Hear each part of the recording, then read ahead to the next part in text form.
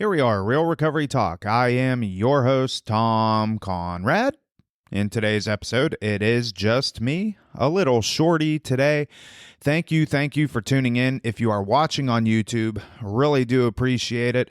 Share this episode with somebody that you think may benefit from this. If they are new in sobriety, if they're a family, if they're a friend, if they're a loved one, and you think they could benefit from my content, please share it with them. A lot of people out there are trying to get sober and they don't know where to turn or who to talk to. So share them this episode, anything in the past that we've done. You know, everybody could use this if they are in fact trying to get sober. So anyways, in this episode, want to keep it quick, keep it concise, and get you out of here. But I wanted to talk about something. And again, I referenced a lot of the readings that I do. And one of the readings that I had basically talked about having friends and choosing those friends wisely. And a lot of times when people are getting sober, you in fact have to make new friends, because if the people in your life currently are not adding value to you, you got to make new friends. That's just the way that it is. Listen, when we get sober or when we're considering getting sober, the friends that you currently have are not going to look at you the same way. This rang true for me. Now, granted, I still currently have friends in Pennsylvania that I consider dear friends of mine, and they support me 100% in my sobriety.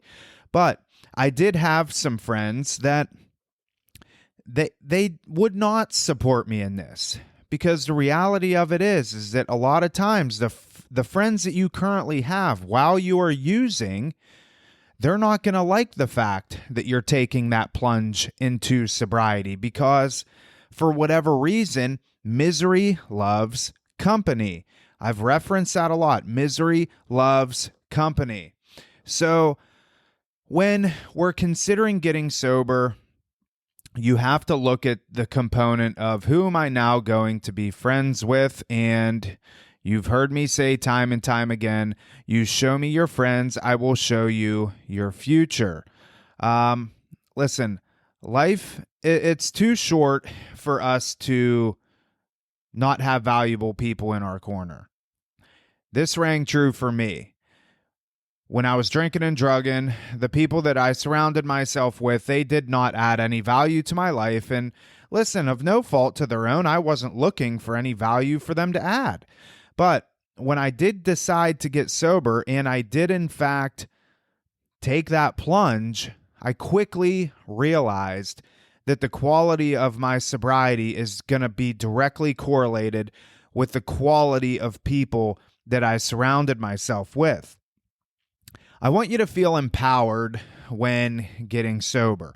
I want you to feel like I can do this. I can do whatever I want to do in my sobriety. You're not going to be able to become an NBA basketball player. You have to be realistic. But you can, in fact, do just about anything that you want when you decide to get sober. And how quickly you attain these things is going to be, who you surround yourself with. Choose your friends wisely when you're getting sober. A lot of times we have young men and women come into our program here at Rock Recovery Center, and I tell them all the time, stick with the winners. You're going to run into people that they do not want this whole sobriety thing. We're just another stop in their journey. And honestly, those people are quickly weeded out. When they come to us, they realize, okay, these people mean business. The people that are here that I'm in treatment with, they mean business. So again, misery loves company. Nobody here is miserable.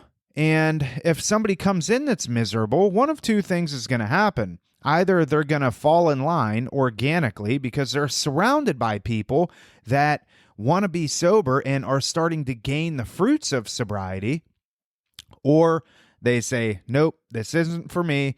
I don't want to do this. These people are too happy. They're having too much fun. They're doing all these things that I don't really want to partake in because really I want to keep getting high or I want to keep getting drunk. So that is a big part of us in our program. And for those of us that are sober that work here, it's a big part of our sobriety. You guys have met Ben numerous times. Ben and I are practically tied at the hip. I mean, we're literally born the same exact day, same year, everything. April 7th, 1984. If you want to send us a gift, we'll gladly take it. Point is that Ben has quality sobriety. Ben has a lot of things that I aspire to be and to have and to do, and vice versa. Those are the types of people that I want to surround myself with. If I want to get further ahead in business, I need to surround myself with business like-minded people. If I want to get ahead in the creative aspect with video and audio and recording more content and media for you, I need to surround myself with people that are doing the same thing, watching videos and continuously learning about video and audio and honing my craft.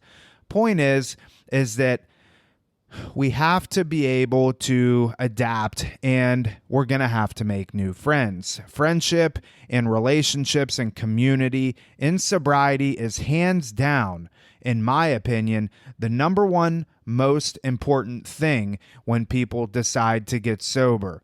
We can't do this alone. We've tried many, many times. And I will tell you from my own personal experience, and at this point working with thousands of people, our sobriety is directly related to the people that we surround ourselves with. So I hope that you got something out of this episode. If you did, thank you, and share it with whoever.